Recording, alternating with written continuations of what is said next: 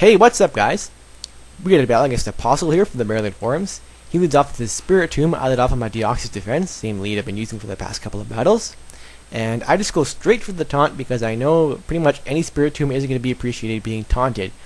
Even if he's Trick Bandit, I figured he'd probably go for the trick right away, and I think I should be faster than Trick Spirit Tomb. I'm not sure, like, do they run speedy these, or like are they bulky? I like the idea of that. I've heard about it, never actually used it, so I'm not sure what type of EVs they even run. But I figured like I could outspeed, and he'd probably want to go for the trick straight away on this thing because it's a wall, of course. And you know, getting a choice item on a wall usually is bad for the wall. But he wasn't Trick Banded, which is kind of unfortunate because I actually kind of want to face that because I want to know what the hell I should really be doing. But whatever, it's your typical Spirit Tomb, so I know what to do with it. I set up my 2 layers of spikes and I see this Venomoth, and I'm thinking that it probably wants to Quiver Dance because basically everything that has access to that move does use it. Same thing with Shell Smash, really. If you have Shell Smash, you're probably going to be using it. And I go for the taunt here, and I'm not really sure why. I think my thought process was that if he went for the Sleep Powder and it missed, taunt would stop him from doing it again. So yeah, pretty stupid. I should have gone for the Shadow Ball straight away, but it wouldn't have killed because he just had that +1 special defense as well. Which is kind of ridiculous because, like, really, isn't it essentially a special version of Dragon Dance, except Dragon Dance doesn't boost your defense as well? Like, I'm trying to think of another move that's like basically the special equivalent of Dragon Dance. It's Quiver Dance, isn't it? And like, but it ups your special defense too. I really catch a break here because I didn't think I'd actually live this, but I figured if I somehow miraculously did, Payback would kill.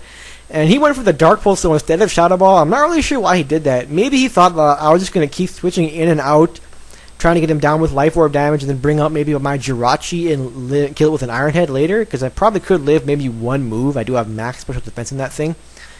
But I'm not really sure what he was thinking. But it really worked out for me because I could have potentially been swept if I hadn't been able to kill that thing with that Payback there. So it ends up being pretty good for me. I go straight for the Nightshade, get some damage on that Spirit Tomb, but he does switch out to his Chandelure, and I pop his Air Balloon. It doesn't really like matter too much that it's popped because I don't think I really run Earthquake on this team anyway. I'm not sure if I have it on a single Pokemon, which is weird because usually everything runs Earthquake on at least something, but I don't. I go straight out to my Hydreigon here because I know he's probably going to want to choose Shadow Ball or maybe predict and use a fire move, predicting my Jirachi. And I know Hydreigon can take either of those, so I just go straight for that and go for the Draco Meter because I know he doesn't have any steals, and even his walls like kind of have low defense except for Blissey, I guess. And I knew it would be able to take a Draco Meter pretty well. Or nothing would be able to take a Draco Meter pretty well, except for his Blissey, which he doesn't go out for, which is kind of weird. I thought he would go out for it. But he goes out to his Dusknoir, which works out for me because I can kill it, and I wouldn't be able, of course, to kill the Blissey because I'm Scarfed, and like even if respects, like it's a special attack Pokemon against a special wall in Blissey, it's not going to be able to kill it. Like unless you're Porygon Z using Hyper Beam, you're not going to be able to kill Blissey. So yeah, he goes for the Pain Split. I was hoping to go for the Will-O-Wisp, but he doesn't. So yeah. Doesn't make much of a difference, though. I think I actually might have actually gained HP there. So it works out. He goes into Blissey, which like I'm not really sure what he's thinking. I'm a physical attacking Pokemon. But I use Payback, and it does a decent amount of damage, but not too much.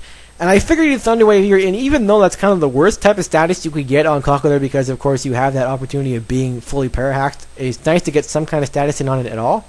So I just stayed in, and I went for the Payback once more. I'm not really sure why I didn't go straight for the Mach Punch. I guess thinking he might want to switch out to Spirit Tomb, like, kind of like wondering why the hell he switched in Blissey.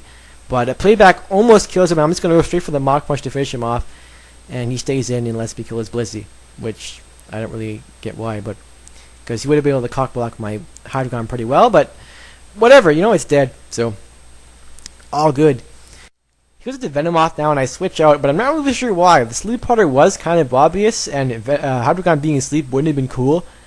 And I know I didn't predict his Sleep Powder missing because I'm not that awesome, but I guess what I was predicting was that he would Quiver Dance, and if he did, I'd be faster and would be able to Dragon Meteor or Fire Blast him to death.